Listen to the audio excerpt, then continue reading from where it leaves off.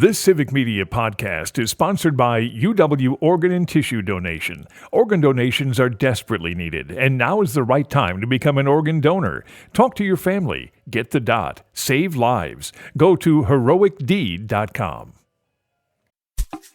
This is your WMDX Daily News Roundup for Mad Radio 92.7 FM and 1580 AM in Madison. For 92.7 WMDX News, I'm Savannah Tomei Olson. A Wisconsin child has died from the flu. Health officials say they live in the northern part of the state. Officials from the Wisconsin Department of Health Services say the flu has been deadly here every year over the last 2 decades. Respiratory disease epidemiologist Tom Haupt. Children under 5 are at higher risk for complications from influenza and RSV, for that matter, and COVID, just because of their age. But also pediatric hospitalizations if they have any kind of underlying illnesses, whether it's diabetes, asthma, anything that would lower their immune system does increase their possibility of having complications from these particular viruses. On average, 1 to 6 Wisconsin kids succumb to the illness each year. Depending on the strain, 5 to 20% of people can get the flu each year, according to the American Lung Association. And now there's another complication, one that has grown since the start of the pandemic: vaccine hesitancy. Fewer and fewer people are getting their flu shot each year. We're running at 31% statewide right now, which is disappointing. It's a little bit lower than last year, but it continues that decline. It's frustrating because we want to get this message out to people as to the complications and what can happen if the person who is at high risk does come down with complications. Unfortunately, we have this pediatric death. Haupt says we're approaching the peak of illness season between flu, COVID-19, and respiratory syncytial virus, or RSV. When it comes to the COVID-19 vaccine, only 16% of eligible Wisconsinites have an updated shot. Meanwhile, 22% of people above 60 have their RSV vaccine. To find a vaccine near you, you can call your doctor's office, your local pharmacy, or your local health department. After the weekend, we'll have a new presidential administration. President-elect Donald Trump has promised mass deportations that he says will start immediately. And at least one local advocacy group says they'll be prepared. Dane Sanctuary Coalition says they're working with the Dane County Office of Immigration Affairs to protect immigrants here in the Madison area. That coalition is made up of Centro Hispano, Voces de la Frontera, and local faith communities. Meanwhile, Dane County officials are worried that people who are here illegally will stop reaching out for services and help when they need them. That's especially true when it comes to law enforcement. But Sheriff Calvin Barrett and District Attorney Ishmael Ozan want people to know they're separate from the federal government. When someone is getting services from the county, their immigration status doesn't matter. U.S. Immigration and Customs Enforcement labels the Dane County Sheriff's Office a non-cooperative agency. According to the U.S. Department of Justice, people who are here illegally are less likely to commit a crime than natural-born U.S. citizens. In fact, multiple studies now indicate that increasing immigration in communities with inclusive policies can actually lower crime rates overall. Data from the University of Maryland shows 63% of Wisconsin voters prefer a path to citizenship over mass deportation.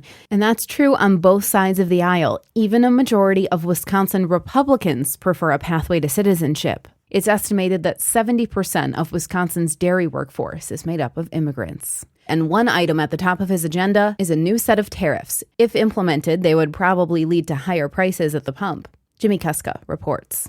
Donald Trump is promising tariffs on imported products from overseas as well as from our neighbors to the north and south once he takes office. How would a tariff on imported oil from Canada affect gas prices in the Midwest? Here's Patrick DeHaan, petroleum analyst at GasBuddy. Definitely the Midwest and Rockies. These are the 2 regions of the country that have long had stable access and pipelines that flow directly down from Canada. And that's why the Great Lakes and Rockies would be much more affected by this tariff potentially than anyone else. DeHaan says that the increased cost of oil due to the tariffs and the added cost for refining it into fuel would be passed down to consumers here in the Midwest. The status quo for decades could suddenly massively change overnight if Trump implements these massive tariffs. Having a tariff on Canadian oil, which is the primary oil we refine here in the Great Lakes, that would have a catastrophic impact on the type of oil that refineries here in our region are paying, and that's why it would be passed down to us. For Civic Media News, I'm Jimmy Kuska.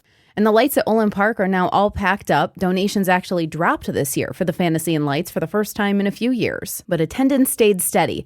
Before the pandemic, they would get 40 to 50,000 cars driving through.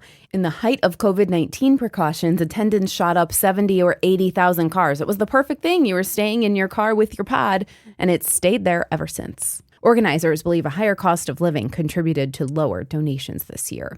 And speaking of the holidays, if you've still got your Christmas tree, next week is your last chance to have it picked up. Staff from the Madison Streets Division will be doing their last round of tree pickup next week. If you're within city limits, you can just put your tree out near the curb.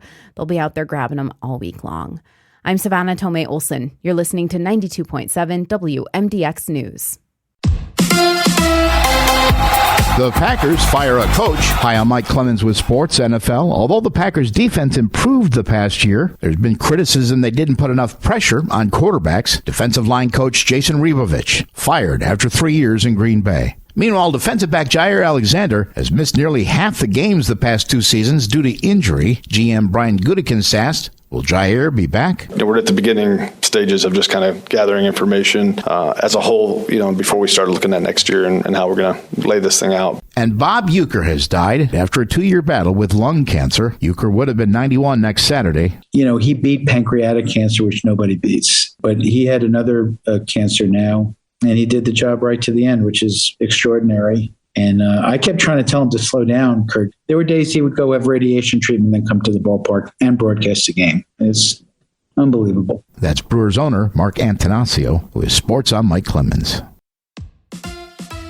On your entertainment beat, I'm Pete Schwaba. Stand-up comic Bill Burr shared opinions on the catastrophic LA fires during an appearance on Jimmy Kimmel Live, like only Bill Burr can. After saying he was tired of people on the internet sitting at home in their underwear suddenly becoming fire experts, Burr attacked insurance companies, saying they will keep the people's premiums and give themselves bonuses, insinuating that they are the actual looters. John Cena's likability is off the charts with John Cena fans. The sometime actor, sometime wrestler will host a new talk series. Variety reports that Cena will host a 4-episode talker called What Drives You and will interview guests like Logan Paul, Jelly Roll, and Travis Barker and their favorite cars. This is a really original idea that was even more original when Jerry Seinfeld came up with it. What Drives You will air January 21st on the Roku channel. Malcolm in the Middle is putting the band back together. The crazy popular show that premiered in 2000 is ready for a reboot. Bryan Cranston and Jane Kaczmarek will return, as well as series creator and head writer Linwood Boomer. Frankie Muniz also returns as Malcolm, who is now almost 40. During the show's 151-episode run, it pulled 33 Emmy nominations. Disney announced they will make 4 episodes to start. In Oh My Gosh, it's been a few weeks since Taylor Swift has made news. She is being a supportive girlfriend. Travis Kelce has decided to continue his NFL career despite falling stat lines, and Taylor Swift says she fully supports his decision. That's the story. It's not much, folks, but a little Taylor Swift news is less depressing than other news happening around the world. Rumors are flying again that The Goonies will have a sequel 40 years after its initial release. The cast has been back and forth on said rumors, which were also in the news last September. The original Goonies said they had heard nothing concrete in regard to a remake or sequel. The Goonies follows a group of kids in a seaside town in Oregon who try to prevent developers from taking over their neighborhood. Not sure if they will have the same mission 40 years later in the remake, but they will certainly be less cute. Sticking with long overdue 1980s sequels, the Gremlins franchise will have a new chapter. Deadline.com says Warner Brothers has confirmed there will be a new film. Christopher Columbus, director of the original Gremlins, is on board, but it is unclear in what capacity. Fun fact, it was due to some of the violent scenes in Gremlins that Hollywood created the PG-13 rating. For more showbiz fun, tune into Nightlight with me, Pete Schwaba, weeknights from 6 to 8 p.m. on the Civic Media Radio Network.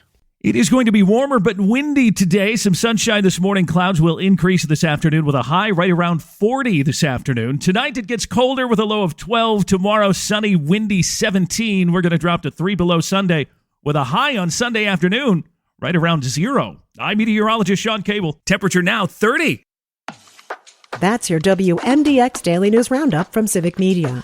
Subscribe to this podcast on Spotify, Apple, or wherever you find your podcasts. Find more news at mad.radio. The national news cycle never stops, but it can be hard to find news about your local community. Civic Media is dedicated to providing quality local and state news coverage across Wisconsin. With the Civic Media app, you can get notifications about local stories that matter to you and your community. Find the free Civic Media app in your phone's app store and choose notifications from the menu to tell us what kind of news you want to hear about.